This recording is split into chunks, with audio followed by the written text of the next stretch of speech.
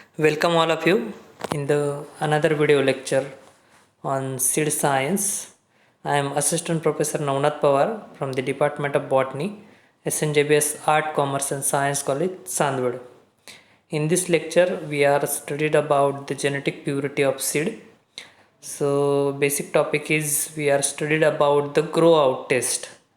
Okay, so I will start with my first slide.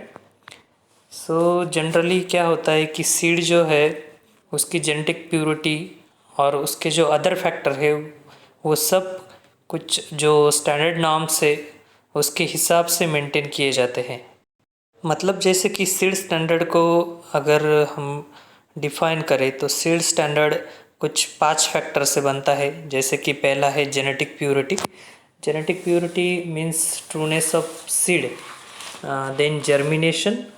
Germination का video मैंने डाला है पिछले कुछ जो लेक्चर है, तो उसमें आप देख सकते हैं कि seed wake up from its state of dormancy and take active life, it is called as a seed germination. तो उसके जर्मिनेशन परसेंटेज भी सीड का स्टैंडर्ड डिपेंड करता है। अदर एक फैक्टर है जो है सीड हेल्थ या फिर सीड हेल्थ टेस्ट, यानी कि सीड का फिज़िकल हेल्थ कैसा है या फिर जेनेटिक हेल्थ कैसा है, ये सब हम उस पर देखते हैं। और मॉइस्चर कंटेंट, जिसके हिसाब पे मैंने पढ़ाया था मॉइस्चर कंटेंट पे कि जो ऑर्थोडॉक्स सीड होते हैं या फिर रिकैल्सिट्रेंट सीड होते हैं, तो कौन सा सीड हम ज़्यादा टाइम तक स्टोर करके रखते हैं या फिर किसको स्टोर करके नहीं रख सकते ज़्यादा टाइम तक, तो उस पर भी मैंने एक लेक्चर बनाया हुआ है, वो आप देख सकते हैं पिछले वीडियो में।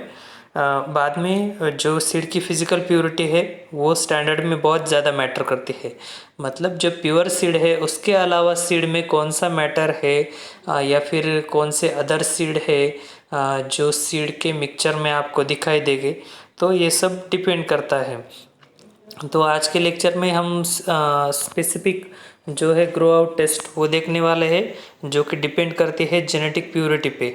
सो genetic purity, genotypic purity is simply defined as true two type plant or seed conforming to the characteristics of the variety as described by the breeder। इसका मतलब ये होता है कि जेनेटिक प्योरिटी कैसे डिफाइन की जाती है कि जो भी सीड है आपका, तो वो सारे कैरेक्टर डिफाइन करे या फिर वो सारे कैरेक्टर शो करे जो कि ब्रीडर ने उसमें बताए हैं। जब भी कोई वैरायटी कोई ब्रीडर प्रोड्यूस करता है तो उस वैरायटी में वो बताता है कि ये जो सीड है उसमें कौन से कैरेक्टरिस्टिक्स है या फिर उसकी प्रोडक्टिविटी कैसी है, जर्मिनेशन परसेंटेज कैसा है। तो ये सब जो नॉर्म्स है वो फॉलो करने चाहिए, तो उसको हम बोलते हैं जेनेटिक प्योरिटी। उसका प्रिंसिपल है जेनेटिक प्योरिटी और genuineness of the cultivar is tested by means of heritable characters, that is morphological, physiological और केमिकल ऑफ सीड, सीडलिंग और प्लांट्स। तो ये सब जो है, अगर आपको कैरेक्टर चेक करना है कोई भी, तो वो किसके बेसिस पे डिपेंड करेगा वो कैरेक्टर, तो वो है हेरिटेबल कैरेक्टर्स। मतलब जो कैरेक्टर पेरेंट प्लांट में है वही कैरेक्टर उसके जो नेक्स्ट जनरेशन है उसमें आना चाहिए, प्रोजेनी में। और वो हम कैसे देखते हैं कि सिंपली जो भी मॉर्फोलॉजिकली हमको दिखाई देगा, जो भी एक्सटर्नल उसका पार्ट है उससे हमको दिखाई देगा, तो उससे हम सीड की जेनेटिक प्योरिटी देख सकते हैं। या फिर कुछ केमिकल ट्रीटमेंट भी है जो देकर हम सीड की जेनेटिक प्योरिटी को चेक कर सकते हैं। तो minimum standard for genetic purity for different classes of seed, तो जो डिफरेंट क्लासेस है तो उसके हिसाब से जो मिनिमम स्टैंडर्ड है वो डिसाइड किए हुए है। तो जैसे कि पहला आता है न्यूक्लियर या फिर ब्रीडर सीड, जिसमें जो जेनेटिक प्योरिटी है वो 100% चाहिए। और उसके बाद में आता है फाउंडेशन सीड जिसमें 99% जेनेटिक प्योरिटी चाहिए। बाद में आता है सर्टिफाइड सीड जो कि 98%, और बाद में आता है हाइब्रिड, मतलब जो जिसको हम रजिस्टर्ड भी बोल सकते हैं, वो 95% तक उसकी जेनेटिक प्योरिटी होनी चाहिए। उसके बाद में कौन से फैक्टर अफेक्ट करते हैं जेनेटिक प्योरिटी पे, तो उसमें पहला फैक्टर है वो है natural crossing. So you sow the same variety near the true variety, then natural crossing occurs. अगर आपकी कोई भी एक वैरायटी है, मान लो सोयाबीन है या फिर मक्का मेज़ है, तो उसको आपने लगाया है और उसके पास में ही दूसरा वही फील्ड है मेज का या फिर जो आपने क्रॉप ग्रो किया है सीड प्रोड्यूसिंग के लिए, तो उसमें क्या होता है कुछ जो पॉलिनेटर्स है तो वो नेचुरली क्रॉसिंग करते हैं। मतलब यहाँ के पोलन ग्रेन्स कुछ दूसरे फील्ड में लेके जाएंगे या फिर उधर के कुछ पोलन ग्रेन हैं तो इस फील्ड में लेके आएंगे आपके, तो उससे क्या होगा कि ये जो सीड है तो उसकी जेनेटिक प्योरिटी थोड़ी सी ख़राब हो जाएगी। बाद में आता है मैकेनिकल एडमिक्सचर। तो मैकेनिकल एडमिक्सचर में क्या है, जैसे कि मैंने आपको बताया कि जो भी सीड में इनट मैटर रहता है या फिर अदर सीड रहते हैं या फिर टूटे फूटे सीड जो भी ब्रेक सीड होते हैं या फिर श्रिवेल्ड सीड हो सकते हैं, वीड सीड भी हो सकते हैं, तो ये सब भी जेनेटिक प्योरिटी पे अफेक्ट करता है। मतलब जब आप सीड को सो करेंगे तो उसके साथ साथ अगर आप अदर मैटर को भी सो करते हैं तो उससे क्या होगा कि एक नॉर्मल सीडलिंग प्रोड्यूस नहीं होगा या फिर प्रोड्यूस होने के बाद भी जो भी उसका परसेंटेज वगैरह है तो वो गिर जाएगा। ओके, तो ये फैक्टर अफेक्ट करता है। बाद में आता है रैंडम ड्रिफ्ट। तो इसको हम रैंडम जेनेटिक ड्रिफ्ट भी बोलते हैं। जेनेटिक ड्रिफ्ट का क्या कंसेप्ट है कि genetic drift is a change in the frequency of an allele within a population over time. So this change in the frequency of the allele or gene variation must occur randomly in order for genetic drift occurs। मतलब कि अगर कोई एक character है तो उस character का अगर जेनेटिक ड्रिफ्ट मतलब क्या कि कोई कैरेक्टर अगर लॉस हो गया, मतलब हम एग्जांपल पकड़ के चलते हैं जैसे कि कोई मेज़ है, और उस मेज़ में एक कैरेक्टर है कि उसके जो फ्लावर्स है तो फ्लावर में 4 पेटल्स है, तो वो पेरेंट प्लांट में है। और अगर नेक्स्ट जनरेशन में उसमें से एक या फिर दो कुछ अगर लॉस हो गया और वही जनरेशन आगे चलकर अगर उसमें सिर्फ 2 ही पेटल हुए तो ये क्या हुआ, जेनेटिक ड्रिफ्ट, मतलब उस कैरेक्टर का लॉस हो गया। तो ये अफेक्ट करता है। बाद में अफेक्ट करने वाला फैक्टर है म्यूटेशन, जिसको हम बोलते हैं sudden change in genetic material. तो ये चेंज कैसे आता है, व्हेन अ डीएनए और gene is damaged or changed in such a way as to alters the genetic message carried by that gene। मतलब अगर कोई जीन है वो कोई मैसेज कैरी कर रहा है और उस मैसेज में अगर कुछ चेंज हो गया डीएनए डैमेज की वजह से या फिर कुछ अदर फैक्टर की वजह से, तो उसमें क्या होता है, एक तो न्यू कैरेक्टर डेवलप हो जाएगा उसमें। ओके, हमको जो चाहिए वो नहीं तो दूसरा वाला डेवलप अगर हो गया तो उसको हम बोलते हैं म्यूटेशन। तो म्यूटेशन भी यहाँ पे अफेक्ट करता है। उसके बाद में आता है selective influence of paste and diseases. तो ये सब आपको पता है, अगर कोई पेस्ट या फिर डिसीज़ अगर सीड पर अटैक करेगा तो उसकी जेनेटिक प्योरिटी को वो लॉस कर देता है।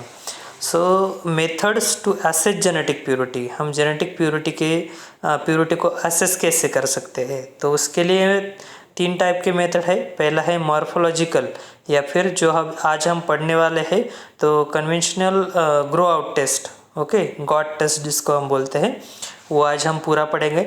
बाद में एक मेथड है जो कि केमिकल टेस्ट, मतलब कुछ जो केमिकल है जैसे कि टीजेड टेस्ट के लिए केमिकल आता है 2,3,5 ट्राइफिनिल टेट्राजोलियम क्लोराइड। तो ये जो केमिकल है तो इससे हम सीड की जो भी जेनेटिक प्योरिटी है या फिर उसका जो जर्मिनेशन परसेंटेज वगैरह है तो वो हम चेक कर सकते हैं। या फिर इलेक्ट्रोफोरेसिस मेथड, जिसके हम 4:1 मास जो रेशो है तो उस रेशो के हिसाब से हम उसका डीएनए मटेरियल वगैरह सब चेक कर सकते हैं। या फिर कुछ बायोकेमिकल मार्कर भी यूज़ करते हैं जैसे कि प्रोटीन हो या फिर आइसोजाइम्स हो। तो ये मार्कर क्या करेंगे, अगर कुछ जो आपकी वैरायटी है उसमें कुछ स्पेसिफिक कैरेक्टर शो कर रहा है कोई जीन, तो आप उसमें अगर वो मार्कर ऐड कर देंगे तो आप अगर देखेंगे बाद में तो वो मार्कर हाईलाइट हुआ होता है। मतलब ये जो प्रोटीन्स या फिर आइसोजाइम है, आइसोजाइम क्या होता है कि isozyme an enzyme that differs in amino acid sequence but catalyses some chemical reaction. Okay, या फिर कुछ मॉलिक्यूलर मार्कर भी यूज़ होते हैं। तो आज हम सिर्फ देखेंगे मॉर्फोलॉजिकल टेस्ट जिसमें आता है गॉट। तो in laboratory examination feature of seed such as length, width, thickness, shape, weight, color, seed coat color, etc. and comparing them with those of authentic sample।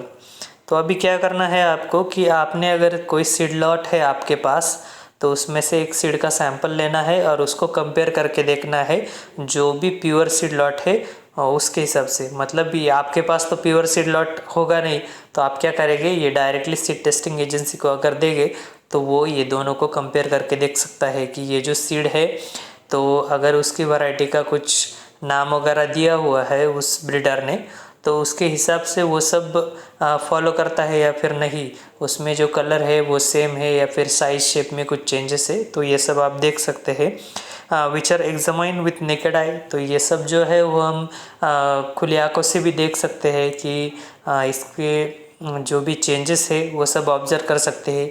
अगर प्लांट का मटेरियल कुछ छोटा है जिसको हम खुली आंखों से नहीं देख सकते, तो उसको हैंड लेंस से देख सकते हैं, या फिर उससे भी अगर छोटा होगा तो स्कैनिंग इलेक्ट्रॉन माइक्रोस्कोप की मदद से हम ये सब चेक कर सकते हैं।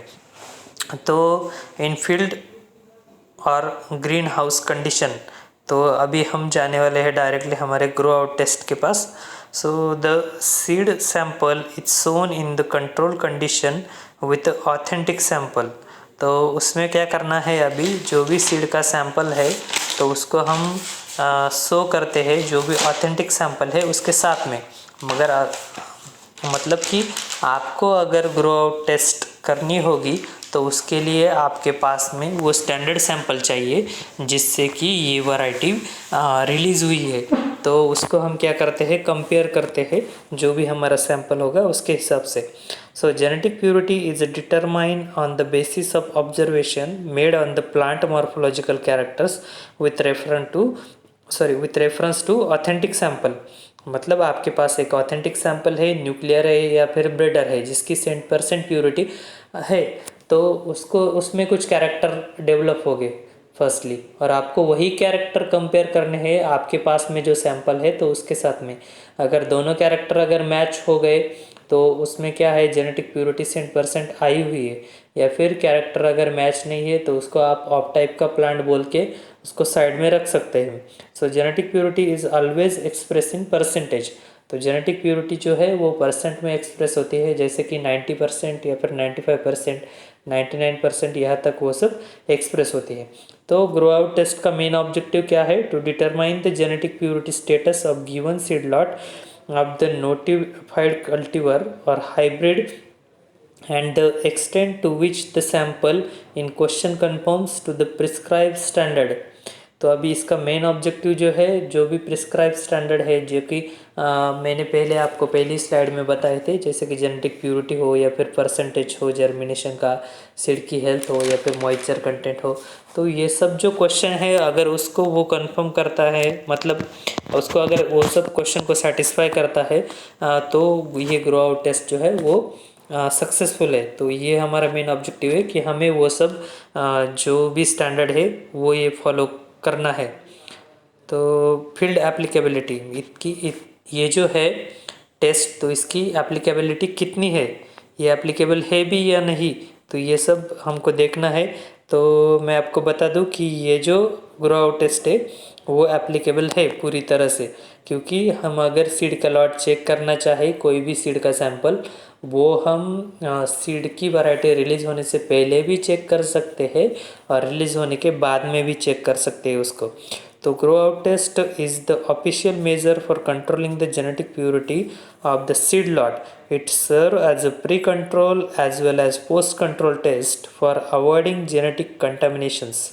सो मैंने आपको बताया कि ये क्या करता है कि pre control and post control, मतलब सीड में जो भी जेनेटिक कंटामिनेशन होगा तो वो जेनेटिक कंटामिनेशन हम सीड की वैरायटी रिलीज़ होने के पहले या फिर रिलीज़ होने के बाद में भी चेक कर सकते हैं। According to official regulation in India, तो ये जो हमारे जो इंडिया है उसमें सीड एक्ट आया है 1966 में, उसके बाद में उसमें बहुत सारे चेंजेस भी हुए हैं। तो इस 1966 के अकॉर्डिंग हम क्या करते हैं कि ये सब स्टैंडर्ड फॉलो करना ही पड़ता है, मतलब ग्रो आउट टेस्ट ले सकते हैं सब। So it is prerequisite for seed certification of hybrid of certain species such as cotton, castor, muskmelon and brinjal. तो ये सब की हम क्या कर सकते हैं, ग्रो आउट टेस्ट ले सकते हैं। The test is required to be conducted for checking the seller label with respect to genetic purity status of the seed lot under provision of the Seed Act 1966।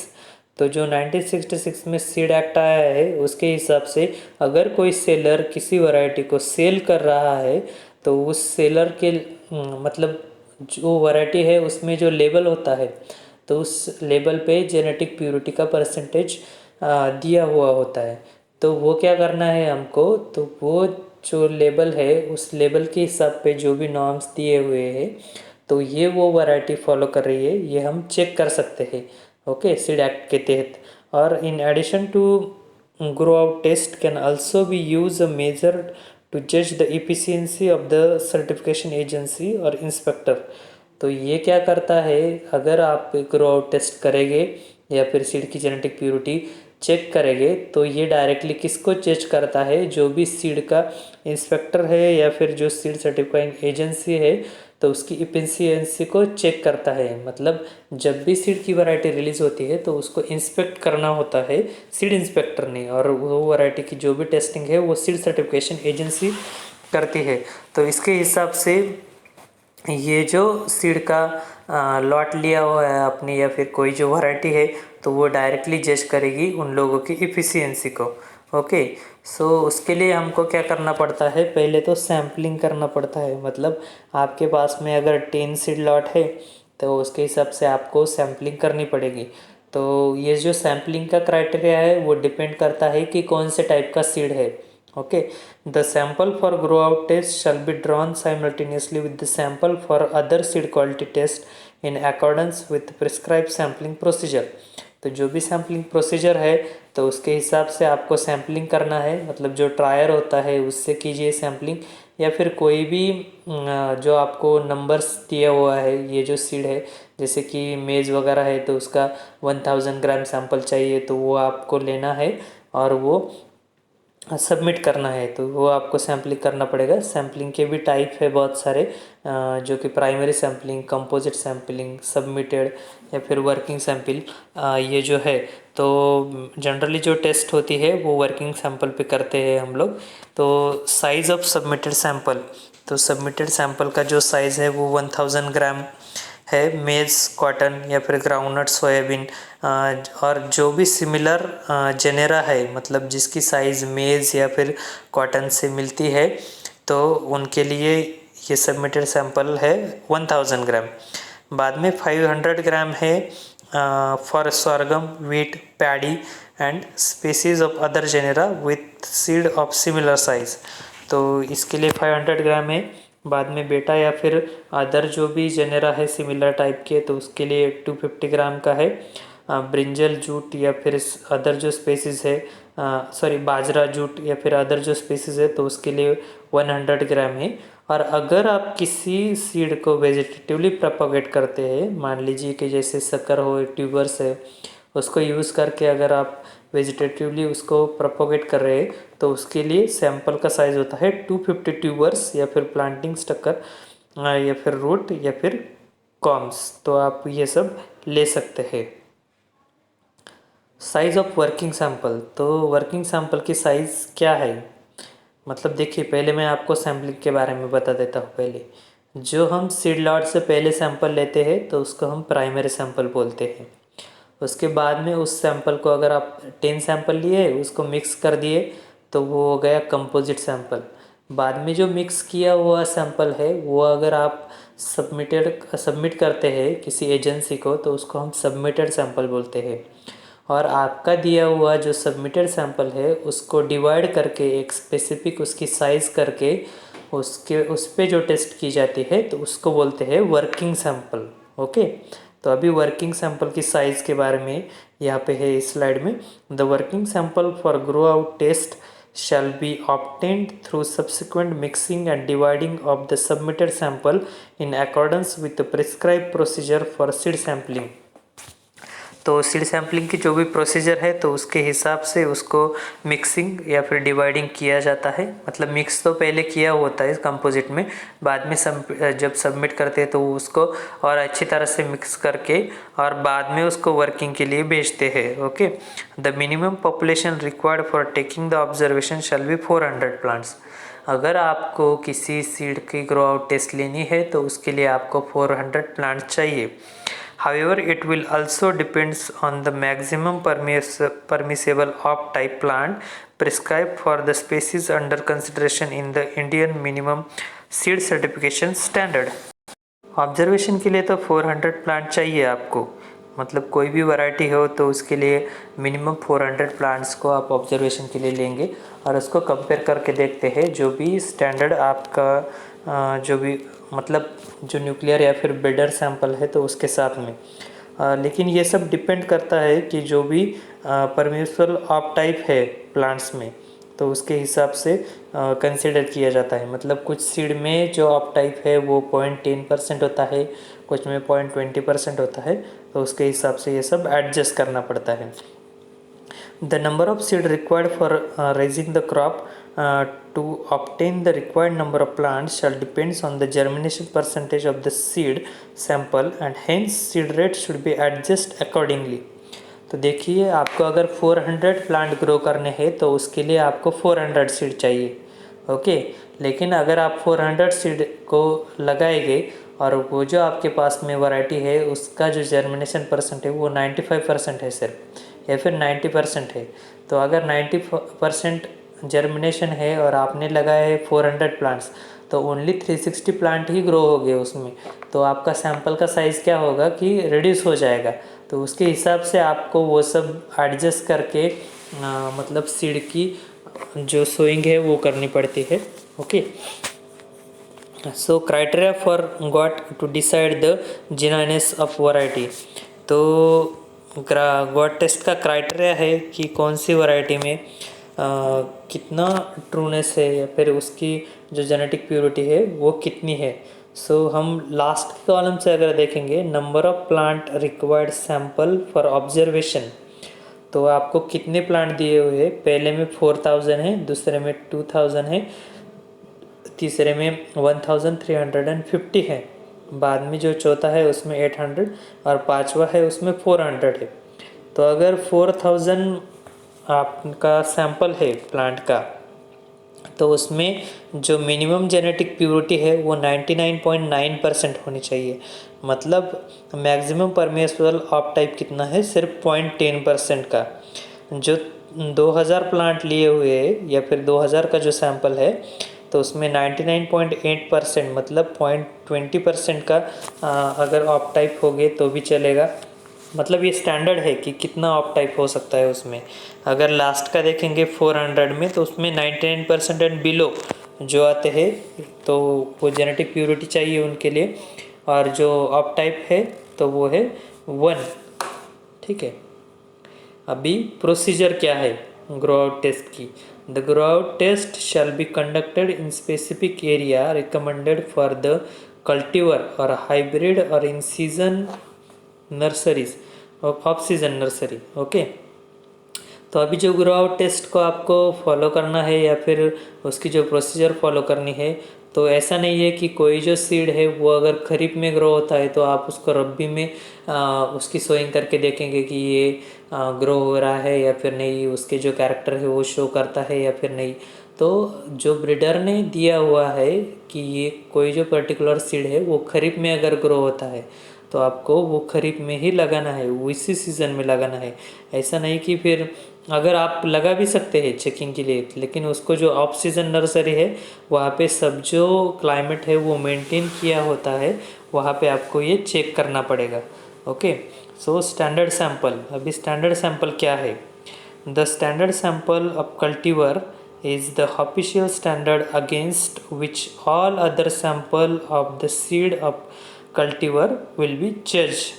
तो standard sample क्या है कि आपने अगर seed lot में से कोई sample लिया हुआ है और उस सैंपल की जो टेस्टिंग है वो पूरी करनी है, चाहे कौन सी भी टेस्ट हो, सिर्फ ग्रो आउट नहीं या फिर कौन सी भी टेस्ट है, तो वो सैंपल अगर 100% प्योर है तो उसको हम स्टैंडर्ड सैंपल बोलते हैं।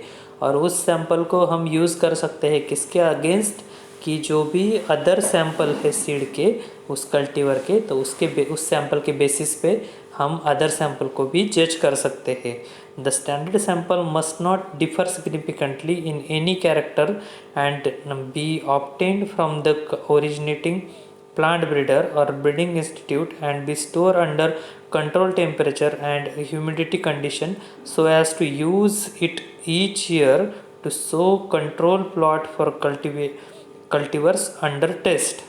तो आपका जो स्टैंडर्ड सैंपल है तो वो किसी तरह से भी डिफरेंट नहीं चाहिए जो भी मेन प्लांट है उसके।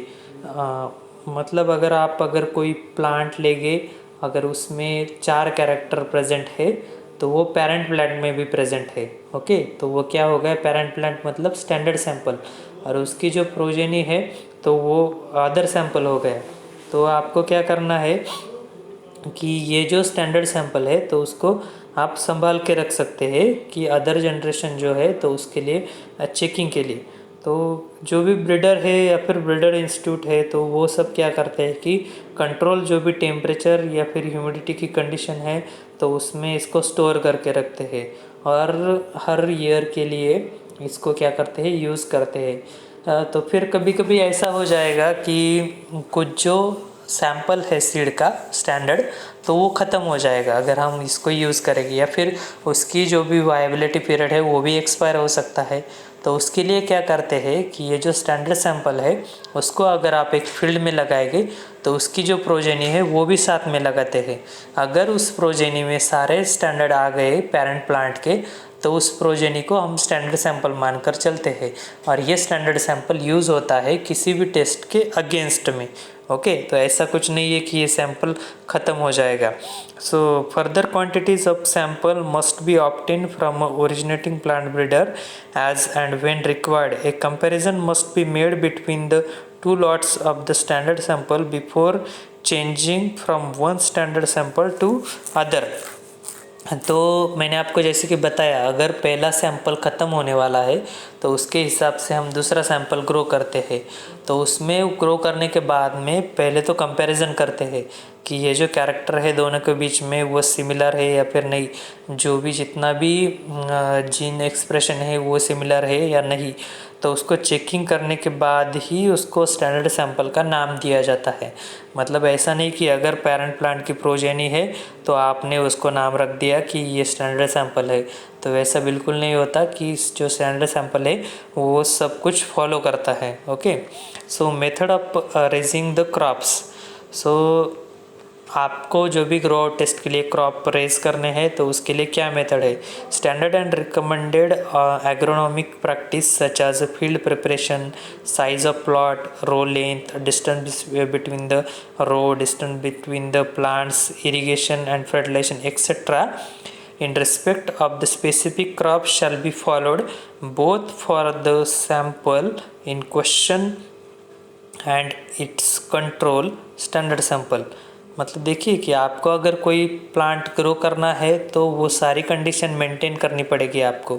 अगर आप ग्रो आउट टेस्ट ले रहे हैं तो मतलब कौन सी कंडीशन, कि वो सब जो कि एक ब्रीडर फॉलो करता है, जैसे कि वो ब्रीडर ने फील्ड का प्रिपरेशन कैसे किया है, उसकी जो प्लॉट की साइज़ है वो कितनी है, या फिर जो रो का लेंथ है वो कितना है, 2 रो के बीच में कितना डिस्टेंस है, 2 प्लांट के बीच में कितना डिस्टेंस है, या फिर जो भी प्लांट का जो इरिगेशन है या फिर फर्टिलाइजेशन है तो वो सब आपको वो मेंटेन करना है। Okay, so the germination percentage of the sample in question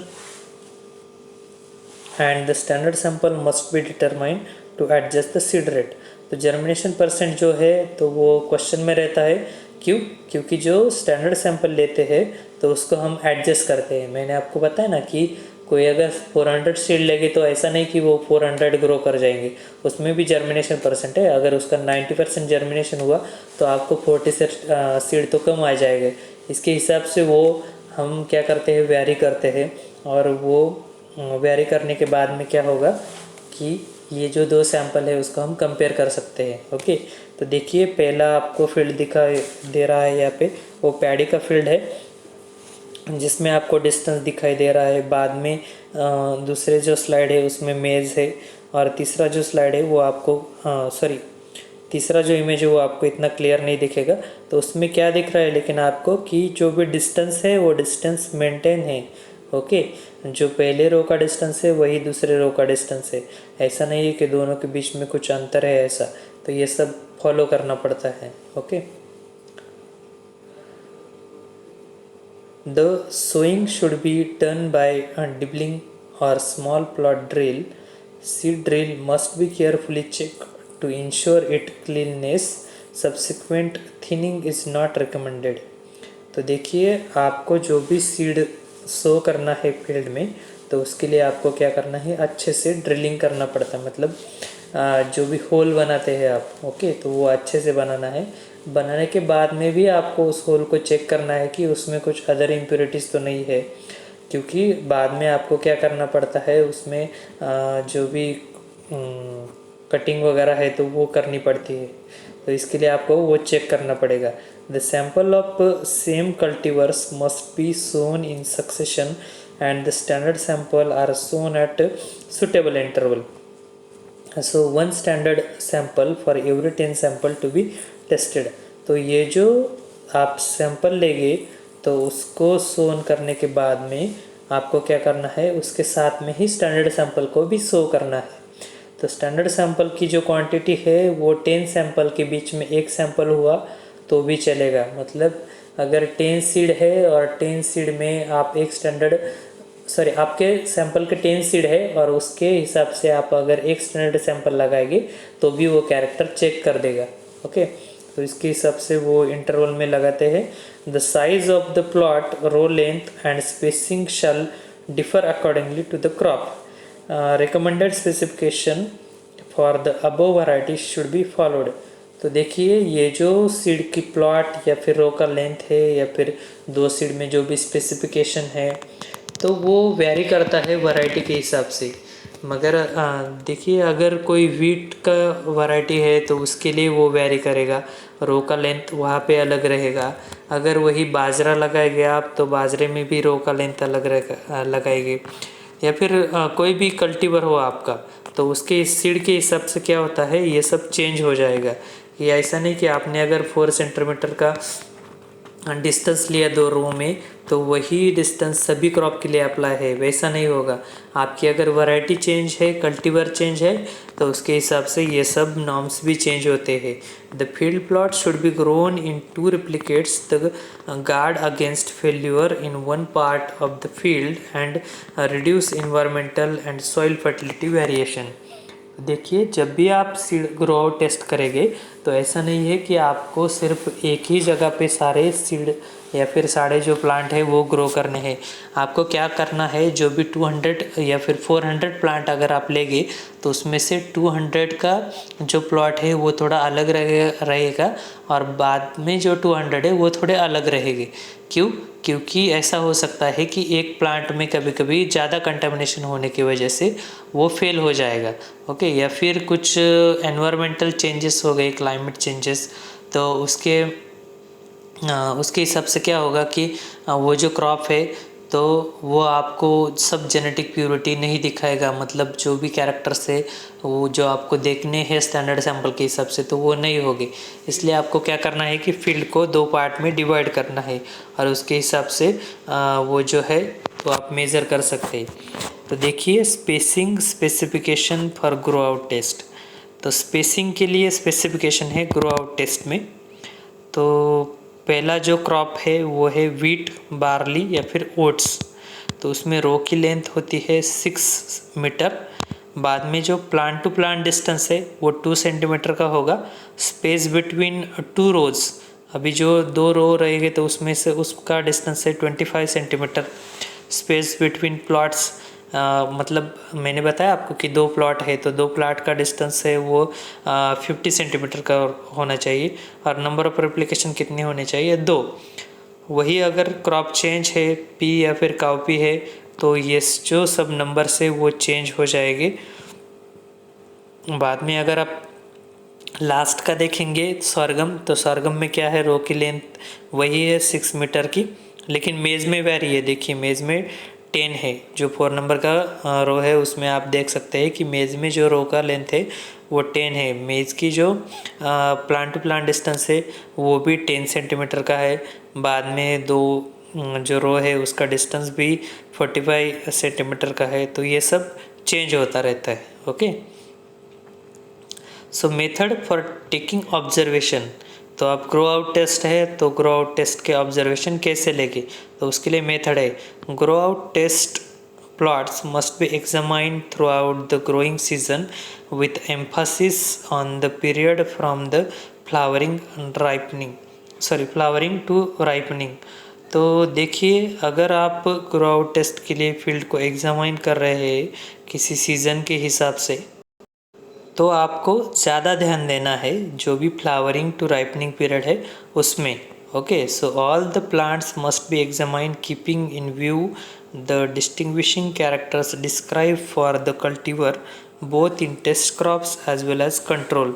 तो आपको जो भी एग्जामाइन करना है तो उसमें जो भी डिस्टिंग्विशिंग कैरेक्टर्स है तो वो दोनों के ऑब्जर्व करने हैं। ऐसा नहीं कि स्टैंडर्ड है तो उसमें कुछ देखना ही नहीं है आपको, तो स्टैंडर्ड वैसे ही ग्रो हो जाएगा, ऐसा कुछ नहीं है। आपको क्या करना है, तो दोनों के कैरेक्टर एग्जामाइन करने हैं।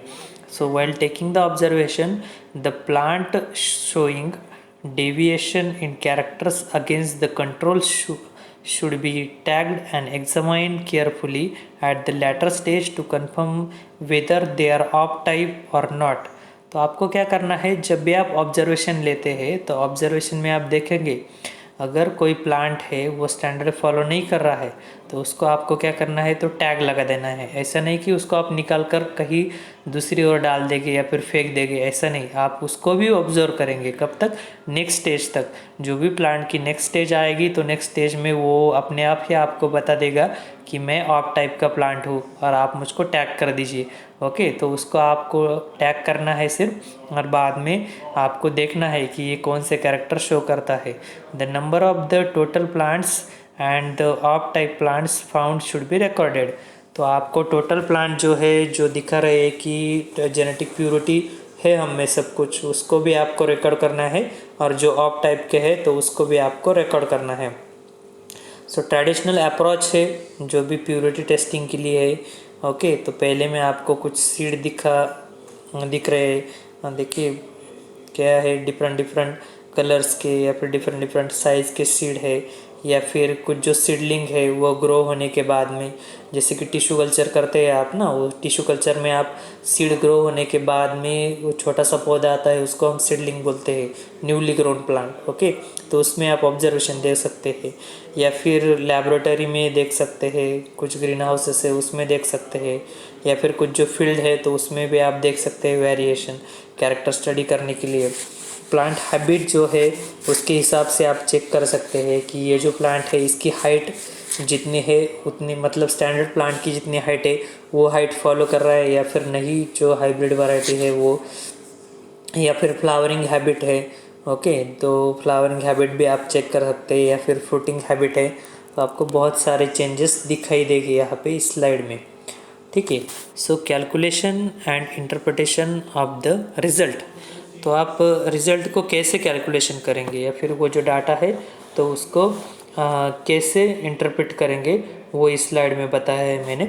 ओके, जो नेक्स्ट स्लाइड है उसमें टेबल भी दिया हुआ है, और इस स्लाइड में आप देख सकते हैं। तो percentage of other cultivar species found must be calculated up to first decimal place. तो अदर जो कल्टीवर है उसमें अगर कुछ वेरिएशन आपको दिखाई दे रहा है तो वो फर्स्ट डेसिमल में आपको प्लेस करना है। Okay, while interpreting the result tolerance should be applied by using the reject number for prescribe standard with reference to sample size as provided in table. तो ये जो है आपको तो आगे के टेबल में अच्छे से समझ में आएगा। देखिए, तो reject number for prescribe standard and sample size. तो अगर सैम्पल साइज़ दिया हुआ है, दो टाइप का सैम्पल साइज़ दिया हुआ है यहाँ पे, एक जो है वो है 800 प्लांट्स का और दूसरा जो है वो है 400 प्लांट्स का। तो दो सैम्पल के साइज़ है। उसके बाद में यहाँ पर क्या दिया हुआ है, स्टैंडर्ड दिया हुआ है। ओके, एंड नीचे देखिए, नीचे क्या है रेड कलर में कि star indicate that the sample is too small for valid test.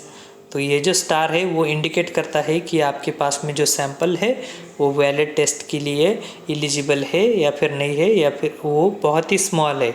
Okay, तो देखिए अगर 800 प्लांट्स है और उसमें अगर आपको 99.5% उसका स्टैंडर्ड है, तो अगर एक से मतलब 1/200, तो एक से जो 200 प्लांट है उसमें अगर 8 प्लांट ऑफ टाइप के आ गए तो ये उसका रिजेक्शन नंबर है। या फिर जो भी 400 है तो उसमें अगर स्टार आ गया तो वो क्या है कि ये साइज सैंपल का साइज़ बहुत ही स्मॉल है।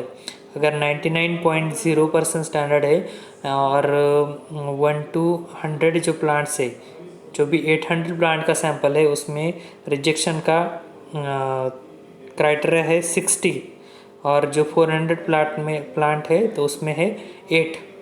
देन अगर 95% का स्टैंडर्ड है उसमें 10 to 100 प्लांट में क्या करना है, 800 प्लांट का जो सैंपल है उसमें 48 और जो 400 प्लांट का सैंपल है उसमें है 24।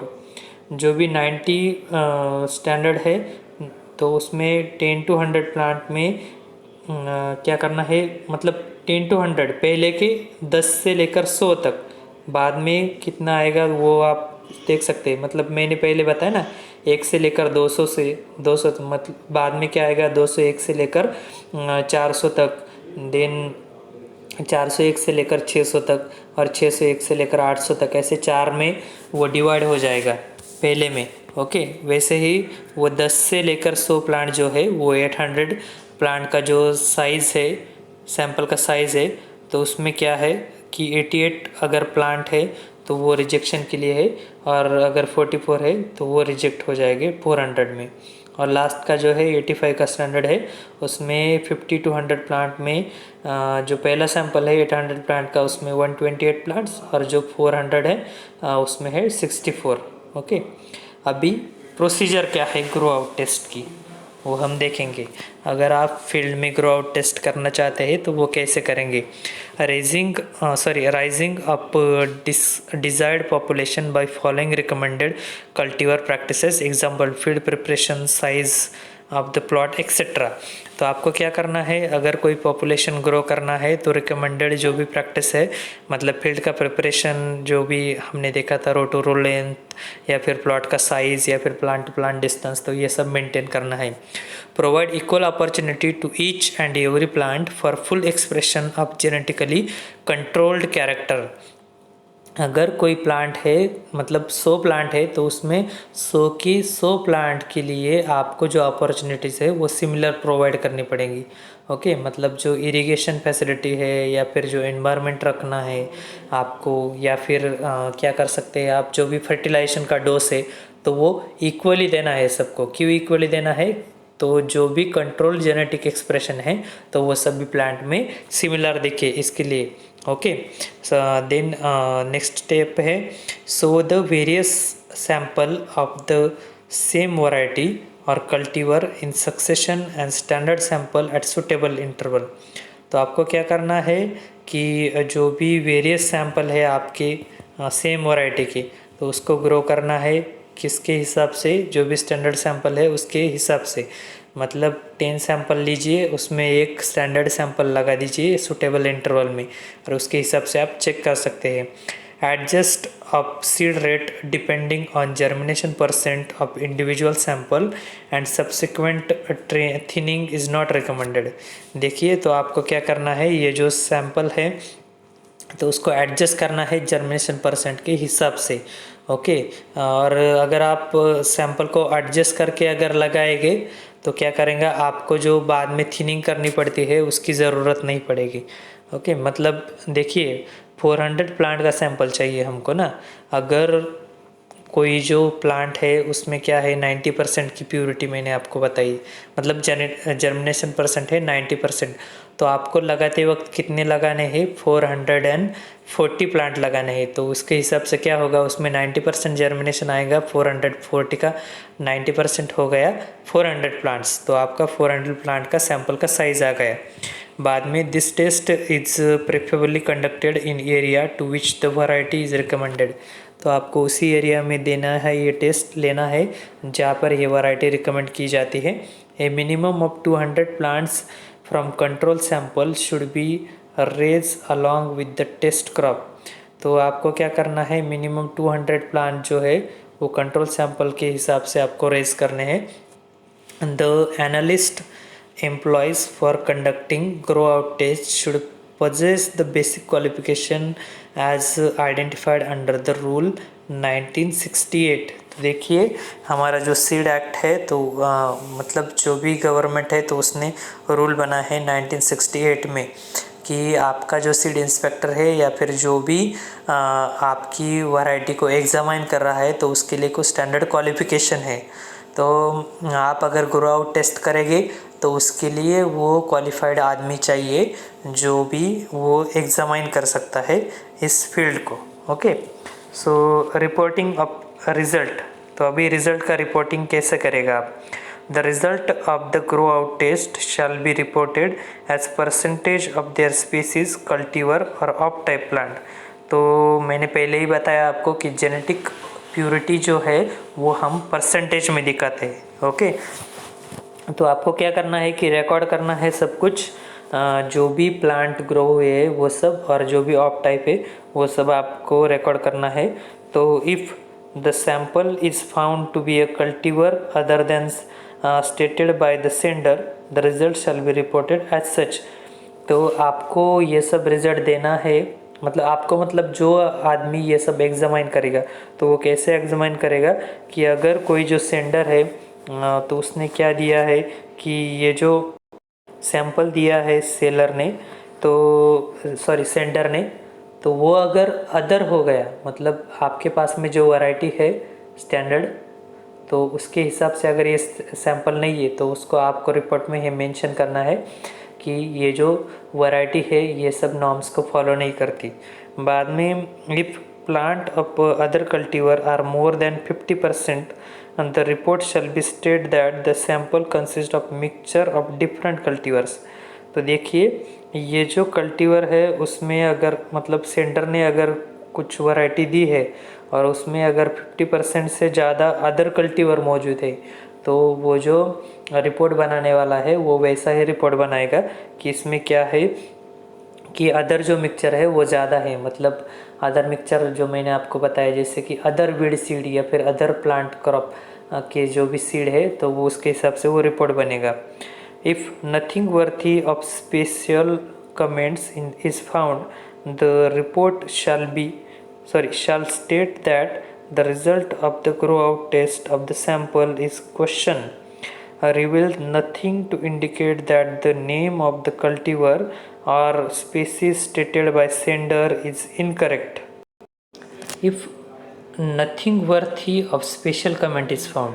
मतलब जो भी सीड की वैरायटी सेंडर ने दी हुई है उसमें कुछ भी जो कैरेक्टर है वो अच्छे नहीं है या फिर कुछ भी कैरेक्टर फॉलो नहीं कर सकते हैं, फॉलो नहीं कर रहे, तो वो रिज़ल्ट में क्या लिखेगा कि ये जो ग्रो आउट टेस्ट की हुई है इस सैंपल में, तो एक तो ये बहुत सारे क्वेश्चन को रेज कर रहा है। मतलब क्वेश्चन किसके हिसाब से, जो भी सीड स्टैंडर्ड है उसके हिसाब से क्वेश्चन को रेज कर रहा है, या फिर सेंटर ने जो भी सीड भेजे है तो वो इनकरेक्ट है।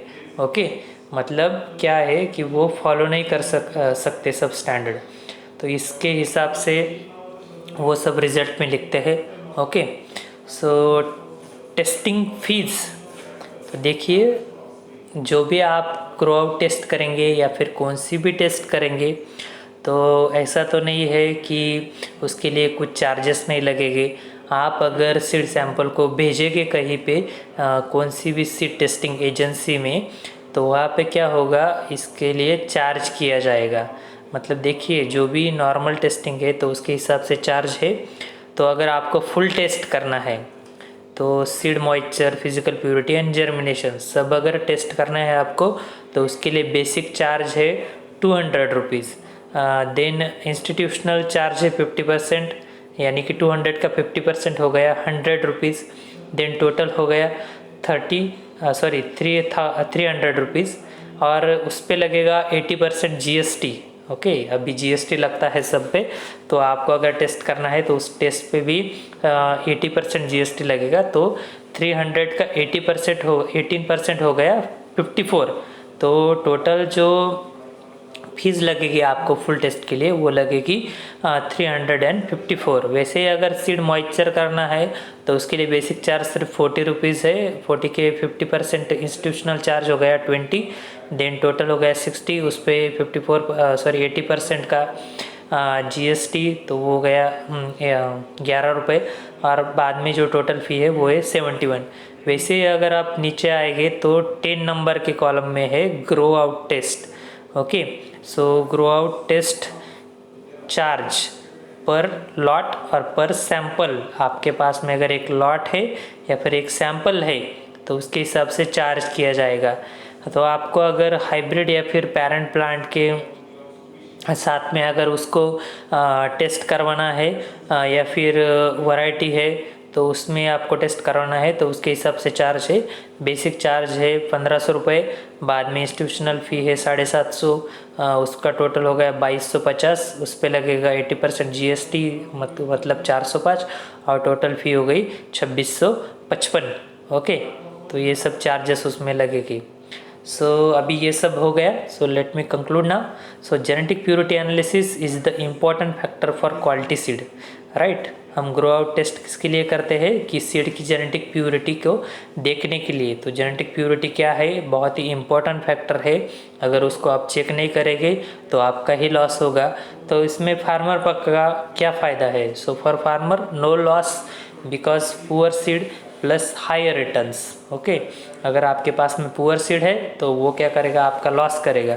लेकिन आपके पास अगर हाई क्वालिटी के सीड है तो वो क्या करेगा कि आपके लॉस भी नहीं होगा और आपको जो भी रिटर्न्स मिलेगा उससे वो भी ज़्यादा होगा। फॉर प्रोड्यूसर, अभी इसमें प्रोड्यूसर का क्या फ़ायदा है कि उसको मार्केट में ग्रिप मिलेगी। मतलब जो भी उसकी वैरायटी है वो अगर अच्छे से ग्रो कर गई, उसके सब कैरेक्टर अच्छे हैं, प्रोडक्शन अच्छा है, तो उसका क्या होगा, नाम होगा बाहर मार्केट में, और मार्केट में उसकी एक ग्रिप तैयार हो जाएगी और उसके हिसाब से क्या होगा, उसका सेल बढ़ेगा। और टेक्नोलॉजीज़ इन हैंड, तो हमारे हैंड में क्या टेक्नोलॉजी है, use for the benefit of human kind. तो जो भी टेक्नोलॉजी है, जैसे कि ग्रो आउट टेस्ट के लिए हमने जो भी टेक्नोलॉजी लगाई है या फिर अदर टेस्ट के लिए, तो ये सब क्या है, बेनिफिशियल है हमारे लिए। Okay, so thank you, hope so आपको ग्रो आउट टेस्ट समझ में आई होगी। हाँ, अगर नहीं समझ में आई तो कमेंट बॉक्स में लिखिए, और वीडियो पसंद आया तो लाइक भी कीजिए। Okay, thank you.